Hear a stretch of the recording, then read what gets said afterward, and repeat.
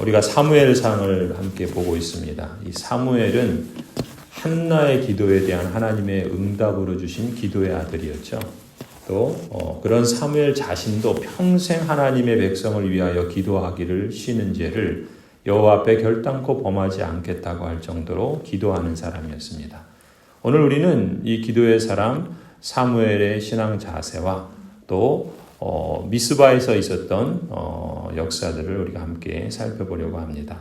이 사무엘은 이스라엘 언약 백성들이 가장 영적으로 어둡고 또 실제적으로도 위기였던 그런 시대의 마지막 사사였습니다.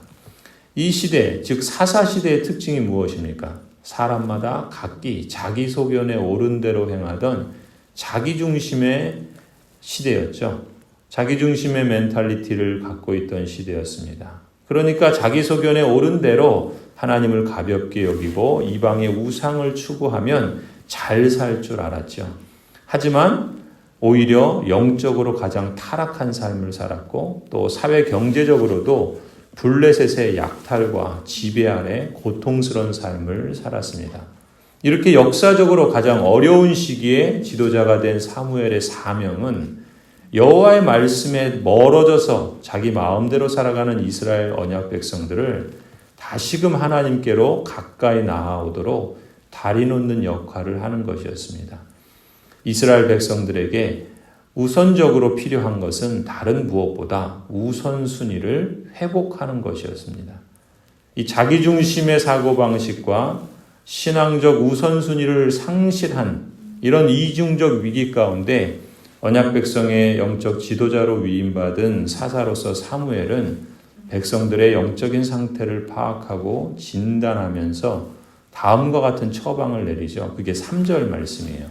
사무엘이 이스라엘 온 족속에게 말하였다. 여러분이 온전한 마음으로 주님께 돌아오려거든 이방의 신들과 아스다롯 여신상들을 없애버리고 주님께만 마음을 두고 그분만을 섬기십시오. 그러면 주님께서 여러분을 블레셋 사람의 손에서 건져주실 것입니다. 이 하나님의 언약 백성이 블레셋 같은 시험을 만나거나 사사시대와 같은 영적 침체에 빠질 때가 있습니다. 그때 제일 먼저 해야 할 일이 무엇인가? 자기 일에 분주한 것이 아니라 자기 마음에서 오히려 제거해야 할 우상을 찾는 겁니다. 그리고 그것을 제거하는 일이죠. 여러분이 온전한 마음으로 주님께 돌아오려거든 이방의 신들과 아스다롯 여신상들을 없애버리라. 이것이 첫 번째 처방이었습니다. 말하자면 내 삶의 습관에서 제거해야 할 것들이 있다는 거죠. 내가 의지하는 것, 그게 무엇이든 그걸 버려야 한다는 겁니다. 또 내가 고집하는 것 있죠. 그걸 떠나야 된다는 겁니다. 이스라엘의 영적 위기의 해결책은 바로 자신 안에 그 숨겨둔 욕망, 그 우상들, 그 고집하는 것들, 그 의지하는 것들, 그걸 제거하지 않으면 안 되는 것입니다. 거기서부터 시작되어야 했다는 것입니다. 그러니까 사무엘의 기도는 사실 여기서부터 시작이 된 거예요.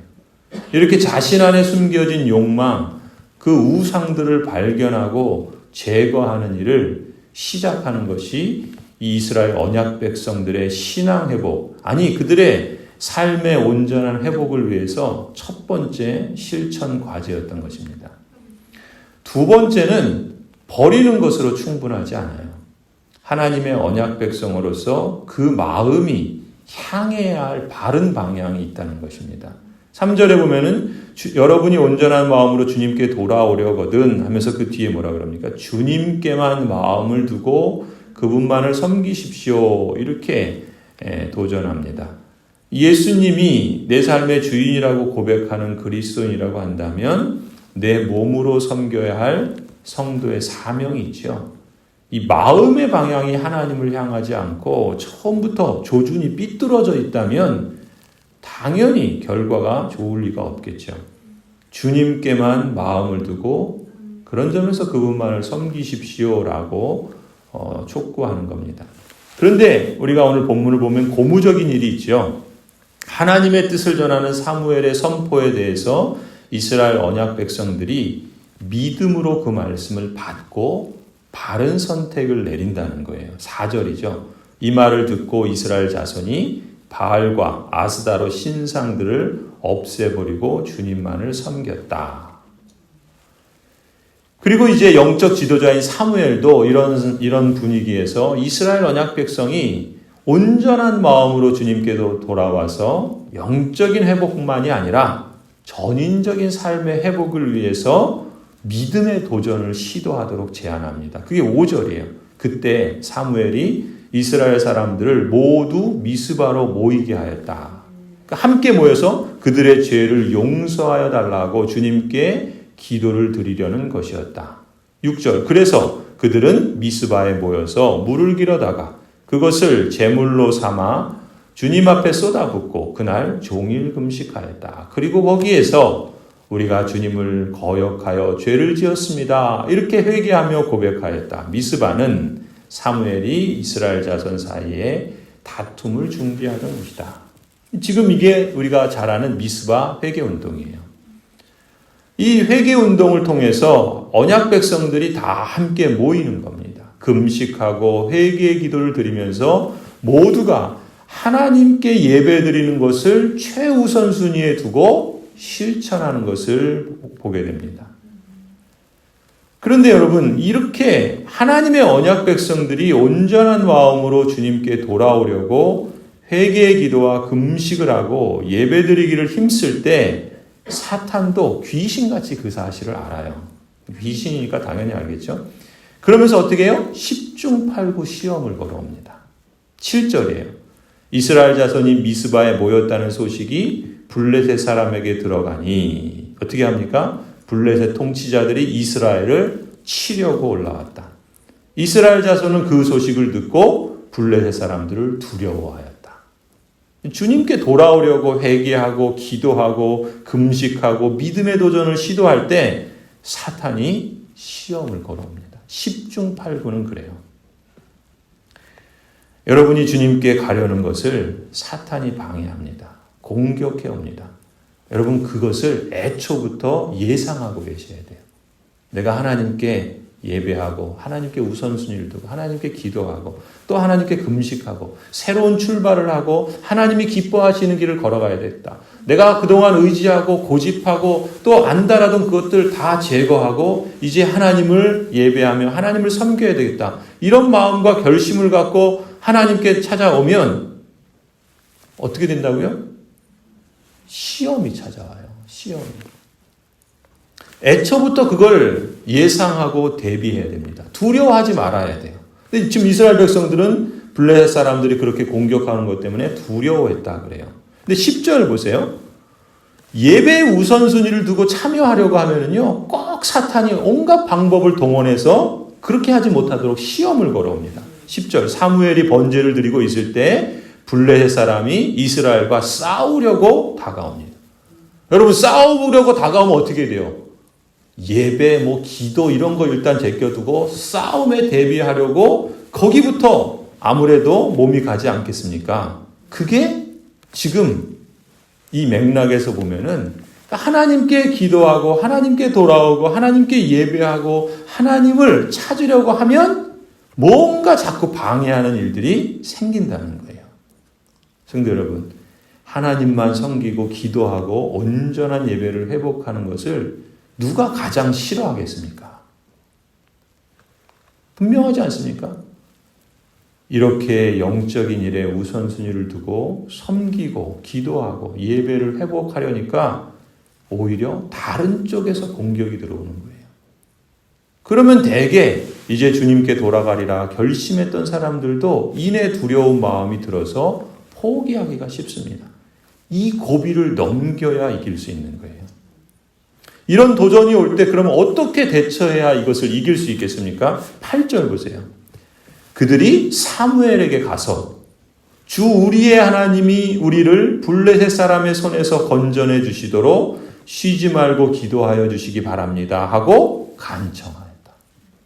영적 지도자인 저나 교역자들에게 함께 기도해 달라고 간청하십시오. 교회 장로님들에게 또 권사님들에게 기도해달라고 요청하십시오. 그리고 함께 기도하십시오. 직분자는 그런 역할을 하라고 하나님께서 세워주신 것 아닙니까? 그리고 여러분도 저나 우리 교육자들과 또 여러 교회 직분자들과 함께 더욱 예배에 참여하여 함께 힘쓰십시오. 구절을 보세요. 사무엘이 젖먹는 어린 양을 한 마리 가져다가 주님께 온전한 번제물로 바치고 이스라엘을 구원하여 달라고 주님께 부르짖으니 어떻게 합니까? 주님께서 그의 기도를 들어주셨다. 아멘.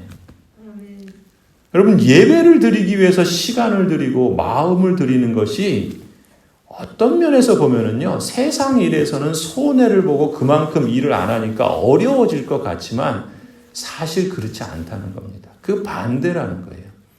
지금 오늘 본문이 그것을 우리에게 증거하고 있는 거예요. 과거 역사 속에서 하나님께서 어떻게 일하셨는가를 보라는 겁니다. 그리고 그걸 우리 마음에 되새기라는 거예요. 번제를 드리니까 블레셋이라는 시험이 찾아옵니다. 공격해 와요. 그래서 망할 것 같지만 사실은 예배를 드리는 그때가 승리의 시발점인 것을 주목하라는 거예요. 어떻게 기록합니까? 주님께 온전한 번제물로 바치고 이스라엘을 구원하여 달라고 주님께 부르짖으니 주님께서 그의 기도를 들어주셨다 그래요. 주목할 점이 바로 이거죠. 우리가 이 사실을 우리 마음에 기억해야 할 줄로 믿습니다. 사무엘과 언약 백성들이 다 함께 모여 온전한 번제물을 바치고 이스라엘을 구원하여 달라고 주님께 부르짖으니 주님께서 응답하셨더라. 여러분, 우리에게도 이 말씀이 과거에 하나님이 예전에 그러셨대라는 것으로 그치지 않고 내 삶에서 실제로 하나님이 이렇게 하셨어라는 이 고백과 간증이 있기를 축원합니다. 우리 교회가 지금 그래야 할 때가 아닌가? 우리 가정들이 지금 그래야 할 때가 아닌가? 우리 자신들이 바로 이러야 할 때라고 믿습니다. 온전한 예배가 기도 응답의 필수 조건처럼 말씀하세요. 온전한 예배를 드려야지 응답해 주신다. 이렇게 기계적으로 생각하라는 것이 아니라 우리의 마음과 우선순위가 어디에 있고 하나님을 간절히 찾고 찾으면 하나님께서 만나주신다는 그 인격적이고 신실하신 하나님을 우리가 주목해 보라는 것이죠. 그리고 우리에게 벌어지는 여러 가지 상황들에 대해서 두렵습니다. 이렇게 안 하면은 뭔가 안 될 것 같고 또 이렇게 내가 막지 않으면 뭔가 더 어려워질 것 같은데 지금 하나님께서 어떻게 역사하셨는가를 보라는 거죠. 하나님이 우리 마음에서부터 최우선순위에 있다라는 것을 하나님이 보시기를 원하시는 것이죠. 그것이 예배 아닙니까? 예배는 사실 예배당에 나와서 드리기 이전에 우리 마음에서부터 이미 시작이 되는 거예요. 그런 마음의 중심을 갖고 하나님을 섬긴다는 것이 그거 아니에요? 하나님을 전적으로 모신다는 것이 그런 거 아니겠습니까? 그 마음으로 하나님을 찾는 걸 누가 하나님이 모르시겠습니까? 반대로 이스라엘이 그동안 실패했던 이유가 뭡니까? 이스라엘이 그렇게 애쓰고 힘써도 안 되는 이유가 뭡니까? 10중 8구는 예배에 실패해서 오는 거예요. 두려웠기 때문에 그래서 자기의 방법과 자기의 노력으로 힘써보지만 정작 우선순위에 둘 것을 실패하니까 오히려 그 실패가 회복되지 않는 것 아닐까. 여러분, 성경은 곳곳에서 어떻게 보면 아주 단순하게 우리에게 말씀하세요. 누누이 말씀합니다. 온전한 예배를 드려라. 온전한 제물을 드려라. 온전한 마음을 회복하라. 온전한 방식으로 예배하라. 강조하고 또 강조합니다. 왜 그렇겠습니까? 우리가 하나님을 섬기고 하나님께 최고의 것을 드릴 수 있는 것이 있다면 그게 뭐겠습니까? 그게 온전한 예배를 드리는 것. 그것이기 때문이죠. 여러분, 혹 재난과 위기 속에 있더라도 이스라엘이 회복을 되찾으려면 10중 8구는 온전한 예배의 회복, 온전한 재물의 회복, 온전한 마음의 회복, 온전한 태도의 회복에서 온다는 것을 우리가 기억했으면 좋겠습니다. 성경은 이 사실을 우리에게 오늘 본문을 통해서 강조합니다. 9절부터 한번 쭉 보세요. 사무엘이 젖먹는 어린 양을 한 마리 가져다가 주님께 온전한 번제물로 바치고 이스라엘을 구원하여 달라고 주님께 부르짖으니 주님께서 그의 기도를 들어주셨다. 사무엘이 번제를 드리고 있을 때 블레셋 사람이 이스라엘과 싸우려고 다가왔다. 그러나 그때 주님께서 큰 천둥 소리를 일으켜 블레셋 사람을 당황하게 하셨으므로 그들이 이스라엘에게 패하였다. 여러분, 지금 이런 일이 있을 거라고 예상을 했겠습니까? 사실 기도할 때 하나님 천둥 소리를 일으켜서 블레셋 사람들을 당황하게 해주십시오. 아마 이스라엘은 그런 기도조차 하지 못했을 거예요. 상상도 못했을 거예요. 그저 다만 하나님을 예배하고 하나님께 이스라엘을 구원하여 달라고 부르짖었을 뿐이죠. 그 역사의 방법과 승리케 하시는 하나님의 그 능력은 사실 우리의 상상과 우리의 예상을 뛰어넘는 그런 하나님의 방식으로 일하신다는 것을 보여줍니다. 11절 계속해서 보세요. 이스라엘이 미스바에서 나와서 블레셋 사람을 뱃갈 아래까지 뒤쫓으면서 무찔렀다. 하나님이 앞서 행하시고 하나님께서 역사하시니까 그때 이스라엘도 용기를 얻고 그들도 이제 싸움에 임하는 거예요. 우선순위가 뒤바뀌어 버리면 안 되는 거죠. 12절. 이렇게 싸움에서 승리한 후에 사무엘이 돌을 하나 가져다가 미스바와 센 사이에 놓고 우리가 여기에 이르기까지 주님께서 우리를 도와주셨다 하고 말하면서 그 돌의 이름을 에베네셀이라고 지었다. 하나님께서 하셨다라는 것을 기념하는 거예요. 우리가 이렇게 잘했어. 물론 그 점도 있지만 중요한 건 뭡니까? 하나님께서 이렇게 하셨다. 그리고 왜 돌을 기념물로 세웁니까? 그걸 통해서 하나님이 역사하셨던 것을 되새기는 거예요. 기억하는 거예요. 그래서 하나님께서 과거에 행하셨던 그 역사를 기억하면서 오늘 우리에게 혹시 다시 찾아올지 모르는 블레셋의 공격에 대해서 우리가 하나님을 다시금 신뢰하며 나아갈 때 하나님이 우리에게 승리를 주실 것이다 라는 승리의 역사를 여기서 보여주는 거죠. 13절. 그래서 블레셋 사람들이 무릎을 꿇고 다시는 이스라엘 지역으로 들어오지 않았다. 사무엘이 살아있는 동안에는 주님의 손이 블레셋 사람을 막아주셨다. 성도 여러분, 우리가 이 말씀을 주목하십시다. 온전한 번제를 여호와께 드리고 여호와께 부르짖음에 사무엘이 번제를 드릴 때 바로 그때 그날에 여호와께서 큰 천둥 소리를 발하셔서 그들을 블레셋을 어지럽게 하시니 그들이 이스라엘 앞에 패하였다. 할렐루야. 하나님의 역사는 온전한 예배에서 비롯됩니다. 여러분의 기도 응답도 온전한 예배에서 비롯되는 줄 믿습니다. 에베네셀, 여호와께서 여기까지 우리를 도우셨다. 이 놀라운 간증과 또 이러한 찬송이 우리의 입에서 우리의 주님이요 우리의 하나님이신 성삼위 하나님께 올려드리는 저와 또 우리 모든 가정들 또 우리 교회가 되기를 간절히 축원합니다.